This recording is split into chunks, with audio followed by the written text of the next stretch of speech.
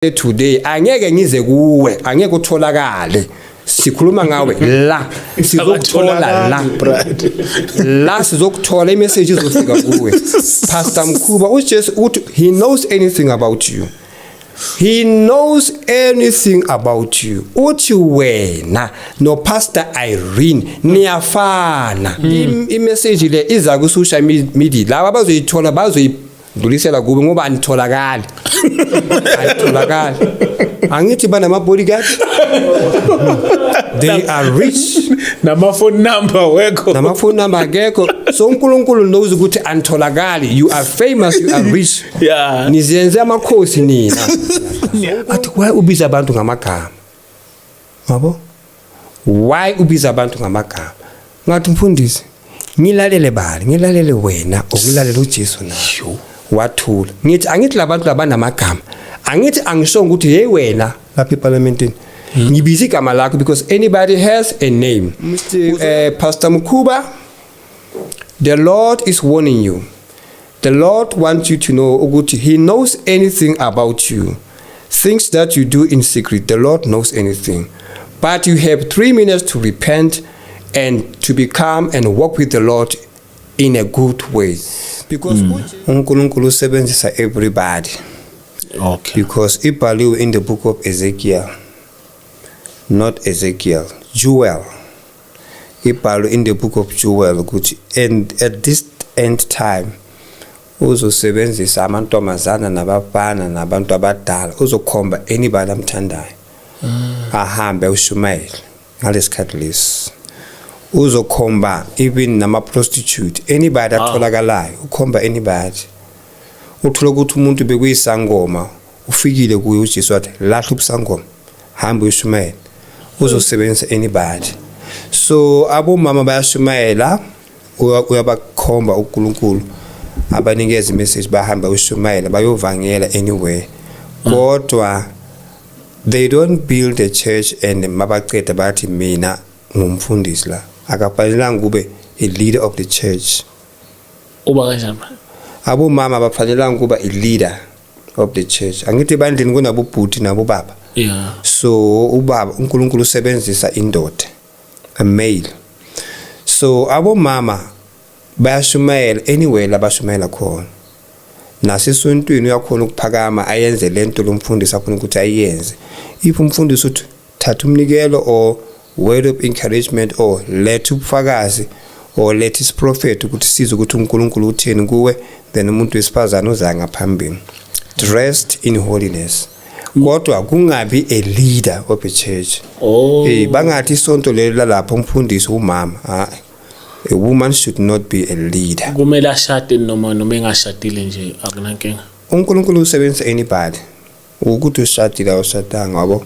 It's just that abomama akafanelanga ukuthi athi ibandla leli lami. Icalwe yimi la uma azoshumayela la. Abomama bafanelanga ukuthi benze kanjalo. Ba lead amadoda. No, they should not lead the men because uNkulunkulu is a man. uJesu is a man, angels are men. uNkulunkulu udale uAdam ukuthi afane nabo ezulwini. Okay. Ukuthi afane nabo. So umfazi uNkulunkulu amdalela le ndoda le uAdam. That's the reason why uNkulunkulu adale abafazi ubadalele amadoda. Udale umfazi amdalela uAdam because at the first it was Adam alone. So then uNkulunkulu wabona it's not good wamenzela umngane ke. So singabantwana bakaNkulunkulu both male and female. Okay? But a woman should not be a leader of a church. Singathi siya esontweni lapha yakuphi masifika lapho umfundisi wala umama every Sunday uyo umama afundisa amadoda uya lead wabo you should not be a leader. That's all good. Anybody who opposed God they are all in hell. So ke nami uma bathi ngiyahlanya I am good mabathi ngiyahlanya angithi bakhuluma nje futhi good mina izinto abagava bakhuluma lokhu naloya mina I'm good because I listen to this.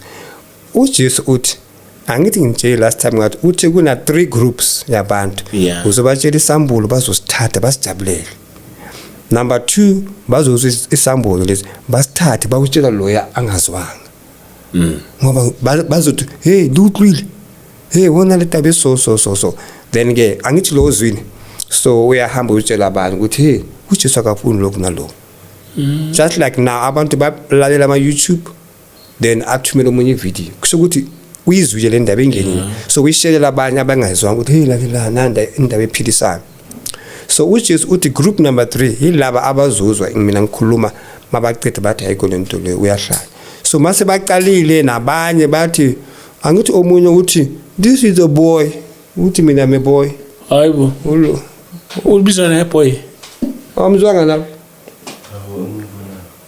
umporo angithi uthi I'm a small boy enengimude yena umfisa makakhetha uthi I'm a small boy nana umdala futhi I'm sure umdala kunaye futhi yena ngathi umdala ngabo 2 years but it's just that angithi umfisa so uthi mina I'm a boy uthi mina lo muntu lokuthi akananja akanamoto akanamfazi inja yana yabo kanti they don't understand ukuthi uJesu lapha emhlabeni kathi anganayo inja anganayo indlu anganayo umfazi anganayo umntwana ayisengisho for ubaba lo angithi yena ufuna ukungophuze ngento angayiunderstand nezinto zasemhlabeni kanti the Lord of Lords the King of Kings kathi anganazo zona the very same stuff mina at least mina ngikhona emhlabeni abaphazi bakhona I can choose izindlu ngayithola and ngiqala ngasendlini umkhukhu wami indlu ngithi I'm good so umathi inja ngifuna inja na ifana na vele isinja uyithandi isengisho yena uthi akananja uthi anginayo inja manje iquestion yami ukuthi ngithe ngifuna inja na uthi akanamoto anginayo kodwa imoto zikhona emhlabeni that means ungayithenga imoto angithi yes everything is possible so ke ngizama ukuthi labantu bathi ngiyahlanya angithi bathi ngiyahlanya yes bathi ngiyahlanya so uJesu iBhayibheli ithi naye uJesu bathi uyahlanya maka batshela yena is the son of God bathi lo uyahlanya lo uNkulunkulu akanamntwana lapha emhlabeni kanti bathuka uNkulunkulu. That's why mama lokhu bakhuluma mina anginandaba mina ngilalela ufuna ngabanayo and ngikhuluma nobani ngikhuluma nabantwana bakaNkulunkulu abantwana bakaNkulunkulu bayangizwa do you hear that amantombazane nami ngisendeli WhatsApp ethi lo mfundisi wakho uthi singajim in masigula siphethe in bafuna ukuhamba ngama tight lapha ejimini so kanti umuntu angajima ngasekamereni angajima ngasegarage yakhe angayi lapha ya ile nto yasiprada bengiku interview noIsrael ngumtshela lento lo esho ngithi mina wena awusho ukuthi ngisho ukuthi wena usho ukuthi uma indawo le ejim inenangizana because wonke umuntu kufika umuntu ogqoke icephe abantu abashadile ngapha babuke bana personal train bana personal trainer ababamba abaphotoza they are all naked so ke indawo esifana nalezo uSathane uthi izakhe even if eyakho uSathane uthi yakhe ngoba iyenza into engcolile so lapha emhlabeni we have two kingdoms uNkulunkulu ngapho uSathane if awuyenza intando yakaNkulunkulu uyenza le yakaSathane ngathi wabo so wena you will never know ukuthi yakaSathane that's why mina ngithi ke I always say ngikhuluma nabani abantwana bakaNkulunkulu abafuna ukuya ezulwini so laba abantu akuabantwana babantu who wants to go for a gym let them go angithi umuntu uyasikhethela last khuluma nabantwana bakaNkulunkulu and abantwana bakaNkulunkulu the Bible say you shall know the truth and the truth will set you free. So if you want to be free in the Lord, then listen and obey the Lord. So brother uvela ngokuthi abantwana bakaNkulunkulu bengathi impela umuntu uyijimele ekamereni uya exercise. Angithi uya exercise ekamereni. So lokho akunankinga. Angithi exercise umzimba wakhe yena he knows why afuna uku exercise. So right kwakhe. So makaya lapha ya angaya kodwa simkhuzile. You see because lapha emhlabeni the Bible says uNkulunkulu beke life and death wena khetha. So wena khetha uNkulunkulu uma ukhethe death akanandaba it is your choice we athekhetha so uma bazalwane bathi sifuna ukuya lapha ya let them go kodwa simkhuzile Yeah. ukuthi mawungena lapha idemon la lapha libhala igama lakho ukuthi uzile wena la uzoba naked la kule club yethu le. So mangithi ama demon every time angikhuluma ngama demon nabantu estradini la ngihamba khona emall bathi mfundisi athi nama demon mihla le babangibona bathi usebenza nama demon bese ngathi siyadlala ngathi iyo lento ngeke ayibayijethi kuyadlala. So sikhuluma nabantwana bakaNkulunkulu abafuna ukuya ezulwini. Yes. That's why bachisa impahla zabo balahla into zabo ezingcolile ngoba babona ukuthi angeke ngizoluza izulu because of this izinto zomhlaba. So bayalahla. Yeah. So those who love the world they continue. No, we cannot blame them. Kufana nalabo bathi uthi singaphuza amapilisi phuza ipilisi lakho mina ngikhuluma nabantwana bakaNkulunkulu la. Yes. So ke umama lona uthi ke bekuphuma the worms from this herpes. Iphuma kuphi? Dragon City. That means if lindawo le ibizwa dragon, igama la dragon, you must know ukuthi spirit se dragon sikhona lapha. No chance, no escape. Spirit se dragon sikhona lapho. That's why anybody can buy anything. That's why which is abantwana bakhe anything abayithengayo put the blood of the Lord Jesus kulento le izaba clean. Ungathengi into wathi intsha it is new then uyathenga umukusekhaya. No, if you are a child of God you have the blood of Jesus, you have authority ukuthi utshele lento ukuthi be clean. Izaba clean. Be clean in the blood of Jesus izaba clean. Spiritually izoba clean. Ngoba spiritually zingcolile lezinto kodwa mafika esitolo it is new. But in the spirit world ingcolile izokungcolisa na. But uma uthi in the blood of Jesus be clean then iba clean. You see that? So ke lo mama lo bebafakaza ke ukuthi brother ukhulumile iqiniso. Mawuthi lezi zinto ama week la angcolile. Umama lo mangela uthi ubone ibungu impedu. Impedu. Impedu. Yeah, impedu. Yeah, ungasho impedu ne. Yeah. Uthe ubone eziningi. Senjengoba abone eziningi uyibona kule week le. Kade ayifaki kuyi. Angaboni makayikhipha sikazoyilahla ke. Makathi thola ukuthi nazi ziningi zincane. Uthi ziningi. Akasho ukuthi uthole 25. Uthi ziningi but they are small. Watshela umngane wakhe ngoba bathenga ama week lapho. So umngane wakhe naye makacheka thola ukuthi hey nami naye. So ngithola ama message ayithuba labo mama la. They confirmed ukuthi lezi zinto lezi akusizi izinto zikaNkulunkulu. You see that bathenge kuphi? Dragon City. Sure. Ngikhulume futhi about what ngikhulume ngalapha ngoba kunabazalwana abaningi abangibuzayo. Bathi hey brother manje thina sindisile nathi sifuna imishado. Bathi bafuna ukushadwa abo sister boningi babo. Angithi abo sister bamelwe ukuzokhethwa abakhethi umuntu abakhethi indoda. Yabona baba. Bayakhethwa. So if akunandoda ezokhetha lo sister bazohlala. Isona manje ngithi it's a shame. So bayathandaza bathi sibathandazele.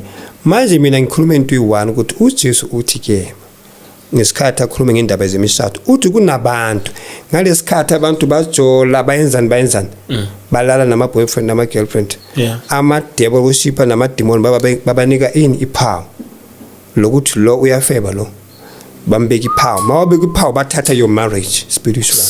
Even if ubozoshadwa udoctor or umuntu okahle bayawutshontsha umshado wakho spiritual ngoba wena you disobeyed the law of the Lord that says singalali namantombazane before sibashada. So anything ebhalwe in the Bible, the one that the Lord said don't do this and don't do that. The Bible uma uyifunda ithi do not kill, do not steal, do not commit this. Iphelela lapha ayiphani ngamabanga. Akaphananga amabanga. So amabanga aphethe abantu mkhona manje. Abantu baboshiwe into eziningi. Because uma uNkulunkulu athi ungafebi iphela lapho ungafebi ngoba kunomoya ukufeba kunomoya kunento eziningi. That's why ke uJesu sibonisa abantu ababhalwe la no marriage. Bahamba emall bahle bagcwele kahle kodwa spiritual kubhaliwe la no marriage. That means abantu la bazothandana nayo bazothandana naye. They will enjoy ukuthandana kodwa angeke bamshade. Bayogcina baya kumasangoma bathi ngifuna ukuzosigeza mhlambe ngine bed luck. So kanti ngalesikhathi siloku sifeba le emuva ya eminye la besifeba khona bekutshontshwa ama gift wethu spiritual ngoba masiyenza intando kaSathane sivula iminyango ukuthi uSathane namademoni wakhe bazothatha ama gift wethu. So ke bengifuna ukuphendula labo sisi laba ke abathi hey sifuna umshado asuthuli sigukele ekhaya kanjani. Yebo ngalesikhathi lokujola uthandana le nale wazala nabantwana ungashadwanga yahamba lapha inhlanhla yakho and angeke sabuyele kuwo. Angithi lalela uma ukapa umuntu la ngembazo uzovuleka la ngithi uzumukisa esibhedlele bazomstitcha kuzavala but there will be a mark ukuthi kuwe uke wale mali waphuma igazi nalamantombazana abathola abantwana uNkulunkulu uthi bathola abantwana kuphi emshadweni so bona bathola abantwana outside marriage. You see that kodwa uNkulunkulu uphana ngomusa uma usindiswa everything becomes new. Uma usindiswa but if uthola umntwana before usindiswa umntwana lo owakho forever. If umntwana wakho disabled that is your punishment, your pain forever. Kodwa wena usindisiwe uzangena ezulwini. That means nalabo abafebayo uSathane uyafika athatha umshado wakho because the Bible uNkulunkulu uthi ningafebi. Sathane nezala abantwana so bona bazala abantwana bangasatanga. So mabayenza kanjalo bavula umnyango ukuthi uSathane azothatha ama gift la uNkulunkulu akunike wona. You see, so in the future abosisa bahle bathi mina ngimuhle kodwa angishadwanga. Dala ngithanda nabantu bangithengela imoto bangithengela indlu kodwa angishadwanga. Well bazokuthengela lezi zinto kodwa umshado uSathane uthathile spiritual. And kusele ini kusele ama boyfriend abazolala nayo. Wena uzumangala ukuthi bangithanda bangibheshela kodwa abakhulumi ngomshado. Bakunike imali kanti umshado uthathiwe spiritual. So ke khona lapho ke kunalaba akuthathwa imisebenzi yabo. Uthola ukuthi wena unamaphepha uphuma university uphuma anywhere kodwa awutholi umsebenzi. Ijob ungayithola esitolo kodwa lo msebenzi wakho wamaphepha wakho awutholi. Utshontshiwe ngalesikhathi ulala nalo bhudloya. Ubhudloya wesangoma lokade ulala naye. Imeya ephethe lesangoma lobhudloya wesangoma yafika yathatha into zakho zangena kulobhudloya wesangoma. Ama gift wabanye abantu athathwa kanjalo. So uthola ukuthi umuntu uyakutshela ukuthi mina I'm a qualified nurse, I'm a qualified engineer kodwa angitholi umsebenzi ngithola job espa Pick n Pay what kanti yena qualified ukuyosebenza whereby amaphepha wakhe amthumela khona kodwa lapho abamthatha. Why? Mababheka iCV yakhe kuba nomoya obatshela laba abacasa ukuthi asifuni lo kanti inhlanhla yakhe lo ithathiwe. Inhlanhla zabantu ziyathathwa uma sifeba nabantu because ukufeba kulala nabantu abantu abayazi kunento eyenzakala spiritual uma abantu balala kunezinto they are exchanging their gift uthatha icase yalo iza kuwe iblessing yakho iya kuloya ziyahamba kanjalo. That's why lapha emhlabeni kunabanye abantu mawumbheka uyamanga lo muntu bekuumuntu ngesikhathi esikhulu bekuumuntu asimple kodwa uhamba ngama 4x4 kanti ngalesikhathi athola job kuphi asebenza walala nobani labathingisa umzimba okanjani o bathandana nentombazana lokalala naye ama blessing wasuka kule ntombazana weza kulomuntu lo angananhlanhla. In the future abantu bafuna umsebenzi kuphi bathi sifuna lo bathi akaqualify the owner of the company ngifuna lo kanti lo kulama blessing aphuma kwabanye abantu. Uma ngala abantu bathi thina siqualified lo akaqualify kodwa sikhona ngokufana une blessing naye akayazi iblessing iphume kulamantombazana katalala nawo inhlanhla zingene kuye akayazi naye ubhuti lo but spiritual inhlanhla zalabo abantu zingene kulabantu. That's why uNkulunkulu athi ningafebi uphelele lapho uNkulunkulu akaphananga amabanga ukuthi kuzenzakalala uNkulunkulu akana isikhathi sokuthi azokuchazela wena umntwana obey the Lord ungafebi. Ngiphinde futhi ngikhulume namasangoma ngoba kunamasangoma bakhuluma ngami on YouTube bathi wena Enigma uthwele bathi mina ngithwele. Abantu banjani andaba solito ukukhuluma brother yazi abantu mara kunelinye isangoma lo baba athi thina kudala sikhuluma la we are not famous kodwa kudala siyenza le miracle isangoma la athi wena uyafika ushake South Africa akusimi uJesu lengikhuluma ngaye nale gama leli anginikeze lo angithi mina ngikhuluma isambulo sika Jesu makajabulile naye mina ngiphakamisa igama lakhe naye uphakamisa igama lami uJesu.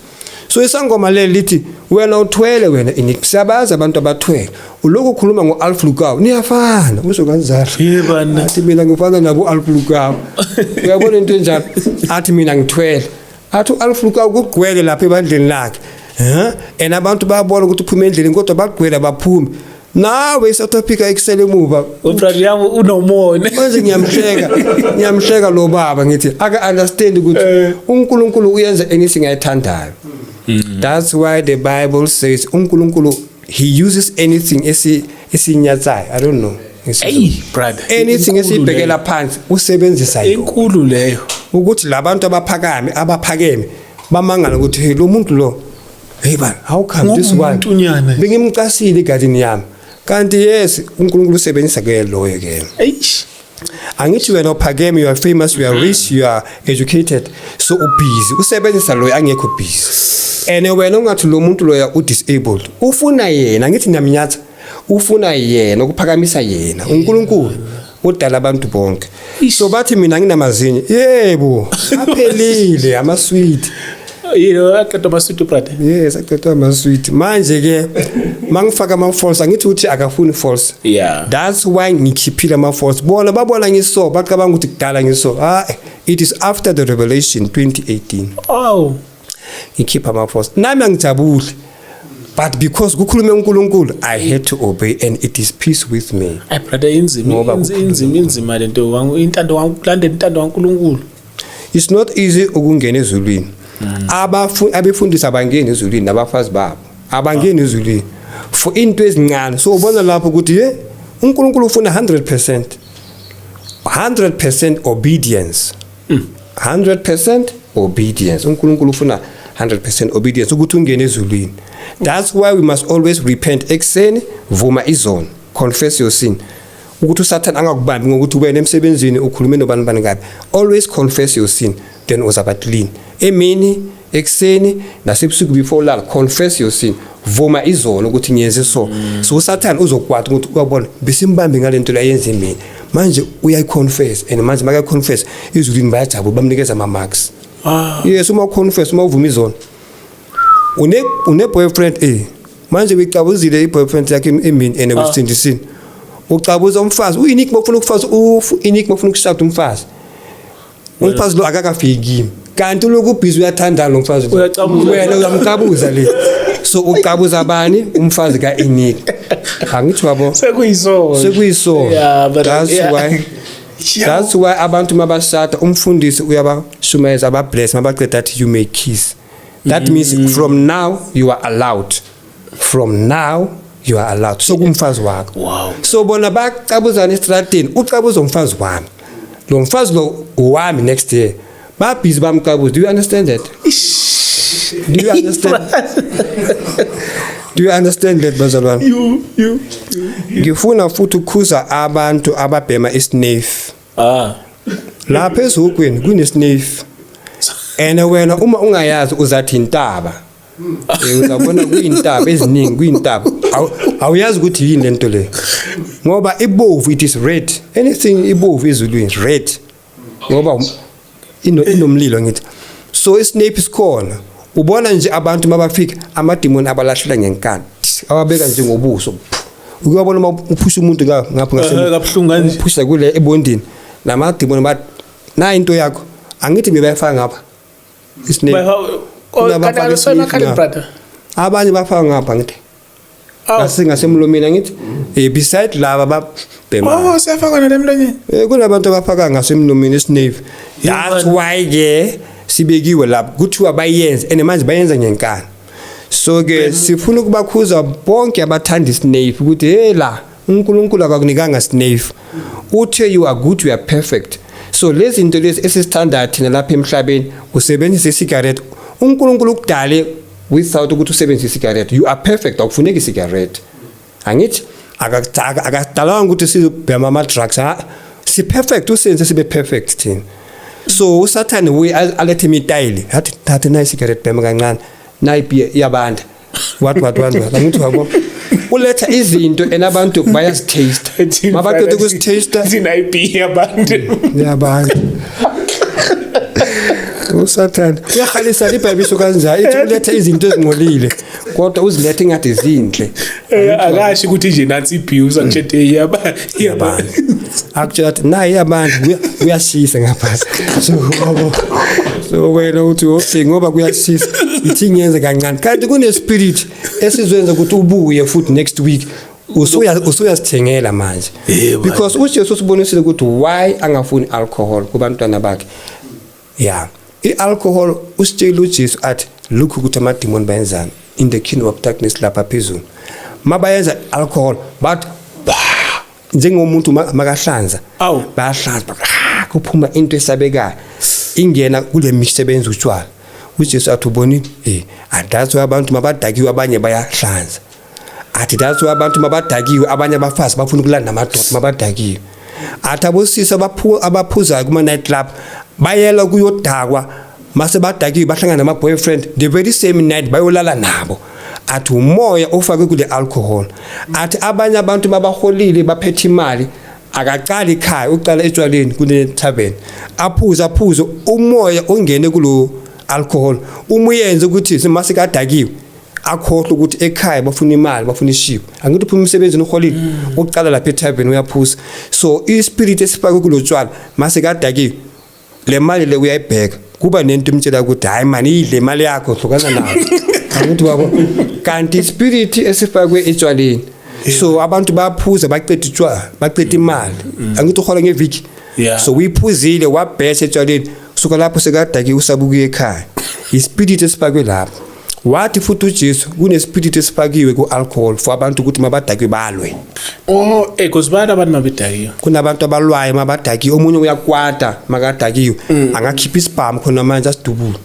uJesu athi umoya ofakwe ku-alcohol why because anything that the Lord said do not touch once we touch it uSatan uyajabula ngoba uNkulunkulu wakhe uthi amadakwa akangeni ezulwini so uma kuthiwa amadakwa angeke angene ezulwini that means ke ungadakwe wena you are a child of God amadakwa akangeni once usebenzisa ialcohol and alcohol iyadakwa then ke uSatan uthi usebenzisa into yami ngoba uNkulunkulu wakhe uthi ungayiphuzi lento le that means yami lento le izophuza abantwana bami wena uyayiphuza yabo yes that's why uma uphuza utshwala that's why uJesu uthi sitshela abantwana babazalwane bangayi kuma party angithi ngitsheli abantwana babazalwane uma wena unomntwana umfana una 14 years esikolweni kunomngani wakhe uya birthday Saturday so umntwana wakho uyakucela baba ngiya epartini yalo mntwana singena isikolo sonke so when you go there umntwana wakho makaya kule party leya kuzoba nemusic yalapha emhlabeni elomntwana wakho umzalwane nawo umzalwane so uye epartini yalo abangena isikolo bonke uyo support so uJesu athi imusic ezabe ekhala lapha imusic house leyo ezabe ekhala lapha or piano or what kuzoba nespirit esizayo lapha ukhala imusic wase kingdom of darkness so kuza spirit salapha kule mkhathi so kuzojayifiwe so uma kujayifiwe amademon bazombona ukuthi lo umntwana umzalwane so amademon bamenzani bamshuta ikhamera ngamehlo ukuthi umntwana umzalwane ujayifile imusic wethu so ke bayenzani bazofaka ispirit kuye ukuthi afane nalapha abangasontanga laba abangasonti that's why uJesu uthi abantwana benu bangahambi amaparty wabangani babo if abantwana benu basindisile umntwana womzalwane must live a holy life ungavumeli umntwana wakho ukwenza anything yes angithi last time ngithi kunabazalwane or abazali or abantu lapha emhlabeni bathi umntwana wami since anyamalala kunabantu abaningi they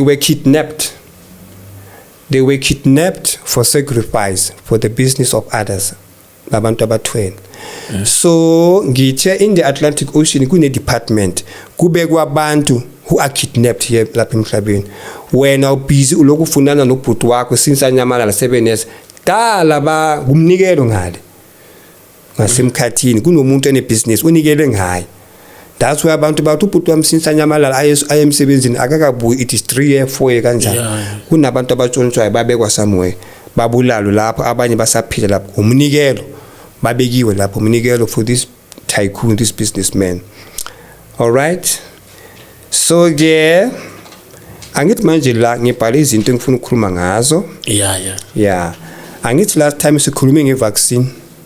Yes, ke sakhuluma brother ngevaccine. Yes, khulume ngevaccine ukuthi uJesu uthi abantwana bakhe if baxolisa bakhala with tears uzabaxolela.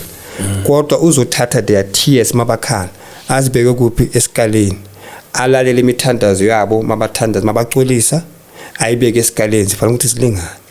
Inyembezi zakho uma uthandaza uziyathathwa spiritual ziyobekwa esikaleni. Imithandazo yakho iyathathwa spiritual iyobekwa esikaleni sifanele ukuthi zilingane. So that uNkulunkulu azobona ukuthi lento leyayithandazelayo nenyembezi zakhe ziyafana ngoba kunabanye abantu bayathandaza bakhipha inyembezi kanti inyembezi lezi inyembezi zamanga. So zibe kwesikaleni ukuthi inyembezi these tears are weighing the same amount with your prayer. So uNkulunkulu makabona ukuthi inyembezi lezi inyembezi zeqiniso. Nemithandazo yakhe it's a true so uyaxolela ivaccine yaso. So ngithi ke abantu bonke abatshela bomama babo ukuthi bayohlaba ivaccine. Wena ukhuthaza umama wakho ukuthi ayohlaba ivaccine. Xolisa wena. Wena ukhuthaze ubaba wakho baba khamba uhlaba ivaccine lento leyabulala. Wena utshela abanye abantu ukuthi bayohlaba ivaccine. Xolisa ngoba ufake lo muntu lenkingeni. Babo, yes. And then ngifuna ukwenza abazalwane ukuthi babe aware bazalwane. Angithi nibona ugovernment kathi anitshela ukuthi niyohlaba ivaccine. Ugovernment bekakhuluma athi hamba niyohlaba ivaccine university, hamba niyohlaba ivaccine nina emakhampani la nisebenza khona. That was the strategy of the kingdom of darkness. So the president is pushing the agenda. Fanele ukuthi ayenze kanjalo. Ngoba ngale ngasemkhathini bamforced ukuthi yes ukunikile lento lekade uyifuna. Angithi uthi ufuna ukuba president and so kuphakamisile batshele ke ukuthi bahlabe lento le. Akuna umuntu azobatshela ipresident wo. So that's why beka forced abantu. So ke angithi nginitshele ukuthi uJesu akafuni vaccine. So abantu bayasola today. Uyabuya futhi ugovernment uzonitshela ngechip ngesikhathi sechip. Ningasamlaleli. Umuntu uya ezihokweni ufuna ukuthi nani ni ezihokweni.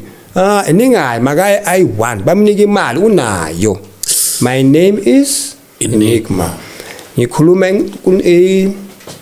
iqiniso la kaNkulunkulu the way alifuna ngakhona.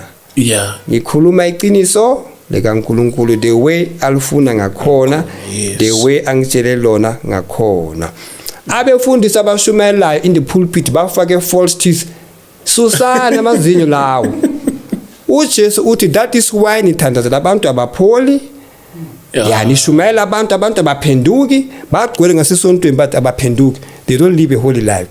uJesu uthi imithandazo yini nentshumayelo zini ziphelele lapha esontweni azifiki kuye ngoba wena unento okuyi artificial emzimbeni wakho. Khiphana amazinyo we false bafundisi nina abafake false masifaneni. Mina ngibona nganje it is the sake of obedience. Ukhulumile uNkulunkulu. So kunabafundisi abathi manje sikhipha amazinyo abantu bazothini? Ufuna ukuya ezihogweni na? Ufuna ukuya ezihogweni na mfundisi? Wenzela abantu manje. Wenzela abantu manje. Angithi yabo. So again, because the Lord said I should tell you to remove anything that is artificial in your body. So I am warning you and telling you, remove every artificial thing mfundisi. Ungashumayele pulpit ufake false teeth. Awusathana namademon bakuhleka medlale ngoba uyashumayela wena awunamazinyo kodwa uvele sengathi unamazinyo. That is a false. And bayajabula emkhathini ngoba ifalse le yabo. Anything that is false belongs to the false kingdom. Sazwana ke. So mfundisi ungathi awuzwanga mawufika ezulwini egateini the angels bakutshela ukuthi angeke ungene. Wena ubufaka into zika Satan ama artificial teeth. So keepa lento le wena mfundisi. Abantu basemhlabeni abangasindiswanga bangafaka ama false. Hayi wena mzalwane. Ningathi angitshela. Ufaka izibuko, abantu abafaka izibuko ukuthi inkinga amehlo. Labo abanankinga abantu abafaka the glass. Yeah, usesinkinga amehlo. Umuntu anenkinga umuntu afake into emzimbeni. Hayi umuntu afaka iglass ufana nomuntu afaka iglove ukuthi kuyabanda ufaka iglove is uyifaka because kuyabanda iglove then uzoyikhipha. Nama glass uyabeka la ukuthi akusize mawuqede uyabakhipha. Yes, so umuntu afaka false teeth uyifake ngaphakathi. So thina sicabanga ukuthi amazinyo wakhe kanti this is false uya pretend. So uNkulunkulu ufuna ukuthi sibe holy and real. Sibe njengaye ngoba usidalile athi we are good and perfect, we are original. So masifaka anything of artificial, uSatan uyajabula because we are promoting i-product yakhe singabazalwane. So uma umfundisi afake false teeth, thina sithi amazinyo wakhe for 20 years alukashumela umfundisi. Lokuthi amazinyo. Kanti ushumela amanga ngoba ufake into yamanga. Konje false. It's a false. So intshumayelo yakhe iphuma kahle emlomeni wakhe. Yabo? But ukuthi ifike kulabantu abaphenduki bagcwele ngasesontweni. Bayamuza makashumela but intshumayelo yakhe ayibaphenduli. Ngoba kunento yakaSathane emlomeni walomuntu ashumelayo. Vela amanga. Ukhuluma izwi ngomlomo and ngaphakathi kulomlomo wakhe kune false. Yeah. So intshumayelo le yakaNkulunkulu mayifika kulabo abalaleli kuba into esimple. Yeah, abaphenduki serious or 100%. Ngoba lo ashumela ufana nama false prophet nama false teachers ngoba kune false property ngaphakathi kuye. Siyazwana ke? Bazalwane la phaya emathuneni everywhere la kune graveyard khona everywhere la kune graveyard khona emathuneni ama dealership ayathunywa lapho bayenza into bayithandayo ngikhulumile last time ngathi ama dealership mawafika emathuneni bavusa abantu abafe from the tavern and the nightclubs. Angithi ngikhulumile ukuthi la kunamathuna khona ama dealership bayafika bavusa abantu bathi bonke abafele ebumnandini ejwaleni mabavuke hayibo then bavuka and akuvuki abantu kuvuka amathambo wabo aphuma emathuneni spiritual amathambo then amademon aphuma kuma dealership angena kulamathambo then amathambo sekuyisibhoko angithi umuntu loshonile so ama dealership bayakhona ukudlala ngamathambo walabantu abashonile ngoba bayazi ukuthi lo muntu loshonile ungasezihokweni so njengoba angasezihokweni ekingdom yethu nathi sidlala ngalamathambo wakhe so mabathi nina bonke abafele in the tavern or laba bathole ama accident adakiwe aphuma ebumnandini vukani mabathi vukani amathambo ayaphuma emathuneni ebusuku emoya wamademon ophuma ku devilship ngoba i-devilship eliwali linamademon amaningi emzimbeni so amademon ayaphuma kulo mzimba we-devilship angena kulamathambo mabaqeda ama-devilship bathi jayifani njengoba benijayifa emhlabeni iskeleton siyajayifa lapha zijayifa iskeleton zijayifa kusuku bonke abogogo nawo malume nawo bani yes abashone bangana Jesu ama dealership ayabajayifisa ama dealership bayizinto bayithanda banikezwa amandla uSathane and uqinisile brother into le bakhona laba bathwele babavusa abantu wena uthi umuntu ushonile kanti badlala ngaye lapha so ke ama dealership abajayifisa labantu babajayifise kakhulu i-devil worship huye azat stop buyelana ethuneni then bayabulela ethuneni angithi amathambo iskeleton so makuthiwa vukani kuvuka iskeleton libizwa ile devilship so umoya uphuma kubani ku devilship ongena ku skeleton lesi skeleton siyajayifa makaqethile u devilship makathi elabanye abantomazana abancane ama devilship udlala ngabantu abaningi emathuneni ayi1 devilship Tomazane na 13 years or 9 years devilship uvusa abantu abaningi abayi 10,000 or 5,000 athi jayifani bajayife abantu abadala bonke angithi unamandla i-devilship unikezwa amandla emkhathini so laba bafe bangana Jesu so abanamandla la so intombazana le i-devilship noma ngaba ne 17 years or 8 years i-devilship uzobavusa bonke unamandla it's a devilship so bazojayifa labantu abo malume bethu nabo bani abashone badakiwe bayabajayifisa ama devilship amen manje ke it is nobody's fault but yours. Remember that. Oh yes. It is nobody's fault but yours. Remember this. The one who sent me is the one who died and rose again. Jesus, the Son of God, the Son of Justice, the Son of Misty El Gibo. That is God himself. He is the first and the last, Alpha and Omega. Angithi bathi mina me devilship. So I'm trying to explain ukuthi ubani ungithumile lo. Is Jesus ofela abantu esiphambanweni wafa wavuka. Uye lo ngithumile la. And makathi ngikhuza abantu ngizobakhuza. Kahle nje. Ngoba ngisaba bani uNkulunkulu. It is written in the book of Ezekiel 33 that when I sent you to go and warn them. If you don't go and warn them, they will die. Kodwa mina ngizo accuse away. Ngoba ngithi uyokhuza lo muntu lokuthi aphenduke. So mangibiza abanye amagama abantu Tuesday bengilapha ya kwesinye studio. Yeah. Mangiphuma kulesi studio for interview ngihlangane nobaba omunye umfundisi. Uthi wasala ufuna ukukhuluma nawe. Uthi hlala phansi ngahlala. Athi why ubiza abantu ngamagama? Yabo? Why ubiza abantu ngamagama? Ngathi mfundisi ngilalele bali ngilalele wena okulalele uJesu nayo. Wathula. Ngithi angithi labantu labanamagama. Angithi angisho ukuthi hey wena lapha eParliamentini ngibiza igama lakho because anybody has a name. Uzoyazi kanjani ukuthi uNkulunkulu ukhuluma nawe uma angangibizi ngegama? The Lord is calling your name because ufuna ukuthi uphenduke. Ayinala abafundisi ukuthi bayasaba brother nabo. Abafundisi nabo bayasaba ukubiza ngamagama. And manje bona bafuna ukuaccuse mina. Akusiyimi. Ngithe kusele 3 minutes and ngale 3 minutes le anginasikhathi sokuthi ngiyofunana nawe. Mangize la ku Chris i-message le iza ku social media. Laba bazoyithola bazoyidlulisela kuwe ngoba anitholakala. Ayitholakala. Angithi bana ma bodyguard. They are rich. Nama phone number wekho. Nama phone number akekho. So uNkulunkulu knows ukuthi anitholakali. You are famous, you are rich. Yeah. Nizenze amakhosi nina. So uNkulunkulu ke is not a respecter of men and I will obey him. So right?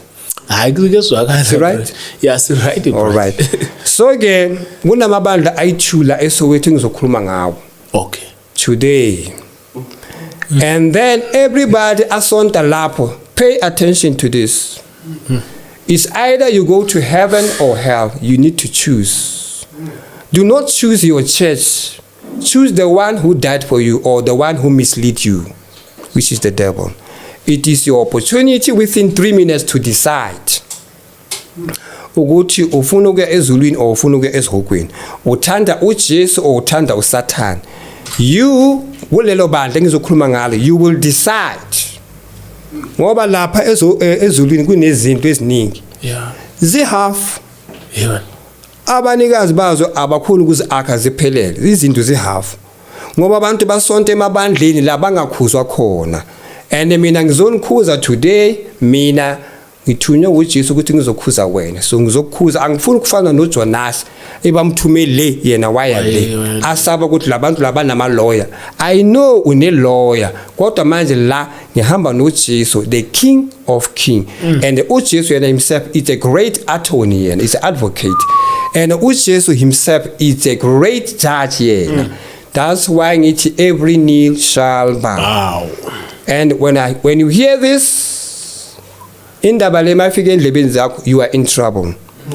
Kunebandla la eSoweto engilibonayo ibandla leli. Ngibona umama uyashumayela kule bandla leli. Mangibheka ubuso bakhe, I know this lady. Sure. uJesu ngibonisa this church. You right? Yeah, right. uJesu ngibonisa this church kushumayela umama akafakanga kuduku unamacici wakhe ichest yakhe ivelise ijewelry nani na. So uJesu uthi bheka kahle la. So mangibheka lo mama lo ngiyambona lo mama lo ngiyamiyazi. Ngimiyazi ngokumbona eTV kusuka kudala. So ngiyambona vele umfundisi lapha eSoweto mama lo.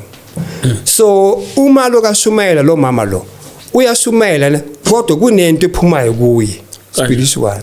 Kunezinto ezingcolile esiphumayo kuye. Yena makahamba ayale uyahamba angithi ulukuyashumayela uyalinda le makaluka ayale kunomzimba ephumayo kuye efana naye. Uma buya imizimba le iyahlangana futhi naye. It's like kuphuma isteam umuntu isithunzi siluku makaluka ashumayela ayale nale isteam siyangena siyaphuma into lengathi umuntu. So uJesu ufuna ukuthi ngibheke kahle. Ngiyambona lo mama lo bambiza Pastor Mkhuba. Bambiza bani? Pastor Mkhuba. Uyashumayela mangithi ngiyabheka ngithola kuwa amabhodlela amaningi ngasesontweni ayawe ngathi aphuma ezulwini waphuma on the roof. Awela from phuma phezulu awela ngasesontweni amabhodlela wamanzi. That means kuthengiswa amanzi lapha. Mangithi ngiyabheka on the other side ukuthi lamabhodlela amaningi amanzi lapho aphuza amancane. Mangibheka lamanzi agcwala ngasesontweni abantu abasazi ukuthi bazohamba apho kuqala amabhodlela lawo. Labantu laba bafuna ukuthi amabhodlela lawo angabathashi okanjani. La bahlezi khona mabaloku ba shift bona labantu baphuma ioil emizimbeni yabo. Ningizwe kahle, baphuma ioil labazalwane emizimbeni yabo. Abanye baphuma ioil ezandleni, kuphuma ioil. Abanye ioil iphuma phezulu kwamakhanda wabo. uJesu athi sitshela abafundisi labo ukuthi he paid the price for labantu labo abangasebandleni. So uJesu athi abafundisi, why do they sell oil? Why bathengisa ioil emabandleni? And yena ufele labantu uJesu and usinikeza igama lakhe, wasinikeza futhi igazi lakhe ukuthi silwe osithemba igazi lakhe negama lakhe. So uthi ke Pastor Mkhuba, the Lord is warning you. The Lord wants you to know ukuthi he knows anything about you. Things that you do in secret, the Lord knows anything. But you have 3 minutes to repent and to become and walk with the Lord in a good way. Because uJesu, he's the only one uye indlela emukisa abantu ezulwini. And uthi ngikutshele today, angeke ngize kuwe, angeke utholakale. Sikhuluma ngawe la, sizokuthola la sizokuthola imessage izofika kuwe. Pastor Mkhuba, uJesu uthi he knows anything about you. He knows anything about you. Uthi wena no Pastor Irene niyafana. Pastor Irene akasaphila. Oh. Yes, umama naye. You have the same spirit. So uJesu uthi ngimtshele ukuthi he paid the price kulabantu elokuni bashumayeza. Why nibathengisela ioil namanzi? uJesu uthi ngikukhuze mama, wena mama ungafaki iduku. Uthi yena akakuthumanga. So I must tell you right now, and it is nobody's fault. After ukuthi uzwe le ndaba le. For the Lord Jesus has paid the price for labantu laba nina iniba misleadayo. Pastor Mkhuba eSoweto. Then ke kunelinye futhi ibandla lelapha eSoweto. Oh. Likhulu mangilibheka ibandla leli. Angilazi ukuthi likuphi. Oh. Ibandla leli likhulu kodwa mangibona umfundisi wakhona I know, ngiyambona la ukuthi ngiyamazi ngokumbona on the TV kudala, ngiyambona ngiyamazi lo baba. So ke abantu kuleli bandla bebahlezi phansi. Umfundisi lokashumayela abantu bahlezi phansi bonke. So kune spirit eziluku ziphuma kulabantu, ispirit siyaphezulu. Yo. Ispirit siya umuntu uhlezi umfundisi uyashumayela, ispirit siyaphuma kulabantu abaningi esontweni. Kuphuma ispirit, mangithi spirit ngikhuluma ngento engathi steam. Ingathi kuphuma isteam kuyobona smoke uma umuntu makabhema smoke kuphuma into siphuma emzimbeni yabantu enebona bahlezi umfundisi uyashumayela. So umfundisi athi, do you see those spirit which is do you see those spirit that are coming out? Athi those are the power of the perfume sebasebenzisayo. Labantu laba uphuma spirit kubo. Amandla kwamademoni kulama perfume la abasebenzisayo. So ayagcwala ngakuphi ngasesontweni. Sokuthi umfundisi uyashumayela and then abantu bagcwele kanti kunabantu ama perfume wabo anamademoni. So lamademoni la ayadisturba umoya kaNkulunkulu ngasesontweni. Ama perfume aphuma kulabantu kodwa labantu they know nothing abayibona. It's a spiritual matter uJesu ubonisa mina. So umfundisi makaloka shumayela I know ukuthi ubaba lo ngiyamazi lo makashumayela. So makashumayela ubaba ayale ufake ichain la on the chest, ichain enkulu. So ke baba mfundisi uJesu athi ngikutshele yena akana muntu abizwa bishop. Akana muntu ashumayelayo abizwa bishop. So do not rejoice uma abantu bakubiza bishop. Pastor Musa Sono. Amen. Pastor Musa Sono uJesu uthi ngikutshela ukuthi he had paid the price kulabantu la abagcwele ebandleni. Uthi ngikutshela ukuthi umusa ukhona lapha emhlabeni. Uma usukile emhlabeni there is no more grace. Pastor Musa Sono. The Lord never said so much about you, but the Lord says I should tell you that he paid the price. Uthi kusele 3 minutes. So ngale 3 minutes le esele le shumayelana abantu nibatshela ukuthi baphenduke. Shumayelana abazalwane ngasesontweni nibatshela ukuthi they must live a holy life. Ningavumi abomama babagcwele ngasesontweni bafaka ama happies, all kinds of happies. So ke Pastor Musa Sono, I am not against you.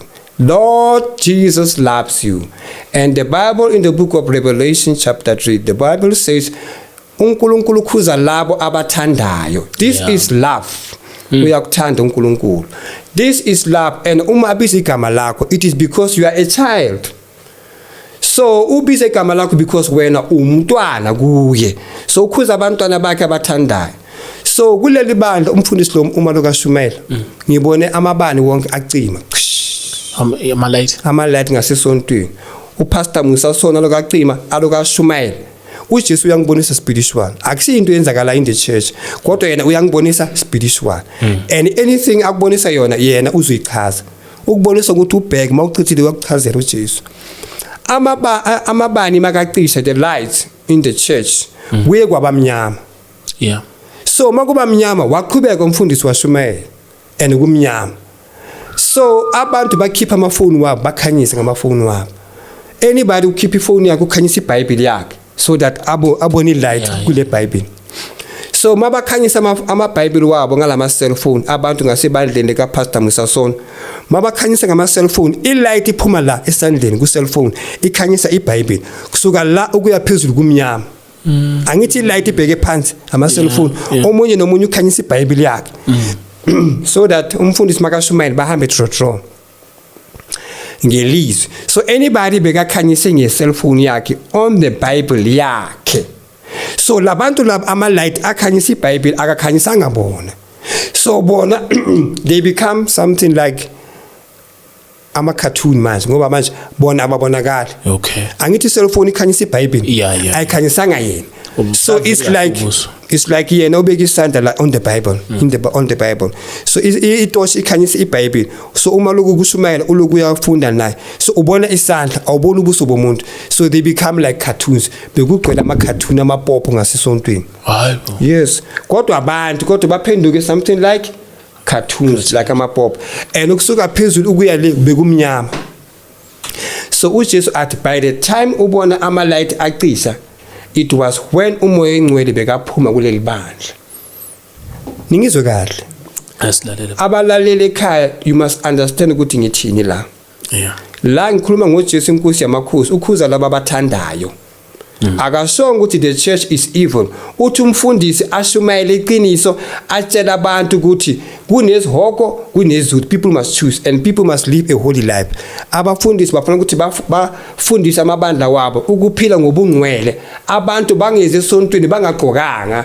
That's why uJesu asibonisa ama-light ahamba. Ngesikhathi kuhamba ama-light uJesu uthi akusiya ama-light lahambayo. Kuhamba umoya omngcwele, Holy Spirit. Iyaphuma ishiya umfundisi nabazalwane. Kusho ukuthi umfundisi uyachubeka uyashumela umoya engcwele akasekho lapho. Akusana order lapho. Ningizwa kahle. So uma bakhanyise ngamafoni ama-light aphuma la ku phone ukusuka la kuya phezulu kumnyama. So uJesu uthi uyabo i-light ila phezulu kumnyama. That means kule bandla kunemeya 82. Kunokukhanya futhi kunokumnyama kuhlangahlangene ngasesontweni. So uJesu uthi akafuni ukuthi la kushumayela igama lakhe khona or izwi lakhe khona kube na two spirits. Kube nespirit sakhe sokukhanya kube nespirit futhi sobumnyama akafuni kanjalo. So I am saying this ngoba uJesu uthi he has paid the price. Abafundisi mabashumayela abazalwane babatshele ukuphila a holy life. Baba tshele ukuthi if you want to go to heaven, dress like people who are in heaven. Yeah. Ungagqoki like people balapha emhlabeni. You are a child of God.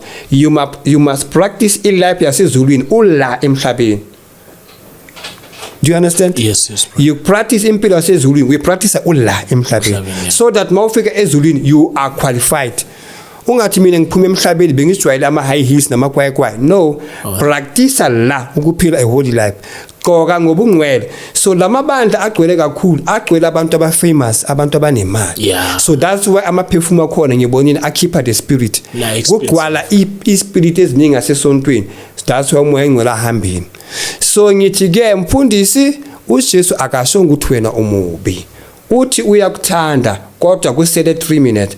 Uthi wena do the right and ufundisa ibandla the right because yena he has paid the price for labantwana laba obashumayezayo.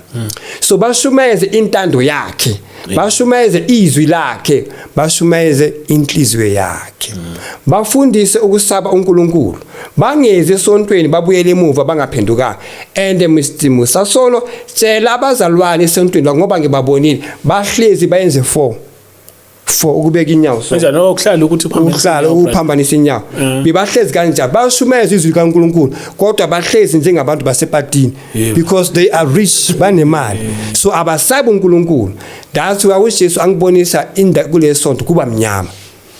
So makuba mnyama ama light aqise thina cabanga ukuthi it's electricity kanti uthi no umoya engcwele akekho. So mabakhanyisa ngama cell phone kuba light la towards the Bible suka la kumnyama. That means kuna 2 kingdom ngasesontweni. Ubumnyama bukhona uSatan akafuna ukuphuma khona ngoba kunabantwana bakhe lapha ebandleni. So ke Mr. Musasono silapha emhlabeni uJesu uthi singabantwana, we are all children. Akuna mfundisi kuye, akuna bishop kuye, singabantwana. And wena as a leader umntwana okhethiwe kushumayeza abanye abantwana. Do you understand that? Umntwana okhethiwe ukushumayeza abanye abantwana.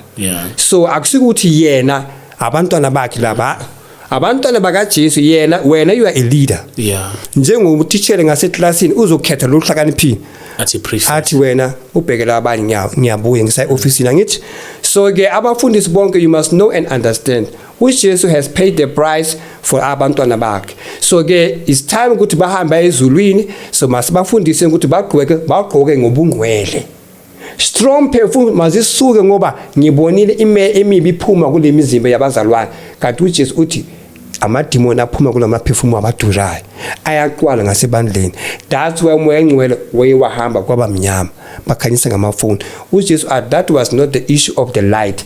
Umoya engcwele bekaphuma. So mina I don't know ukuthi umoya engcwele uphumeni kulelo bandla kodwa uphumile kusele nina nelizwi likaNkulunkulu neanointing leanikeze yona kodwa umoya engcwele akekho. So la kungala khona umoya engcwele akuna yini tando kaNkulunkulu ngoba kuna 2 kingdoms, the light and the darkness. USatan akafuna ukuphuma nayo ngoba kunabantwana bakhe bandleni. So bengithi ngitshela abazalwane ukuthi there is something like that kulelo bandla ligcwele abantu. uJesu uthi abantwana bami kodwa bangilaleli, they are proud, bane pride. Abantu abanemali nje brother bane pride, banesithunzi, banemali. But if you want to go to heaven you must humble yourself. Be like a child ngoba ezulwini kungena abantwana. So bengithi ngibatshele ke loya mama uJesu uthi yena is not the God of anointing oil. He knows anything about you and I cannot expose anything about you. Kodwa ngibonile mama mawushumela uyale kunomuntu aphuma emzimbeni wakho mawubuya umuntu lo uyabuyela futhi kuwe. So uJesu he is far away from you. Wena uzokhuluma ngaye yena akekho kuwe wena we one. Because he knows what you have been doing. He is Lord akalali akawozeli. My name is Enigma. And every knee shall bow to the one who sent me. And ungakwatisa ulo message. Message though must change you. Wena ungachange the message engizoyikhuluma today. Wena nina bafundisa bayithu. Do not change this message. Let this message change you, or else you will lose your houses that are in heaven. You will lose your house, you will lose heaven. As hokweni bakwela bafundisi black and white from all over the world.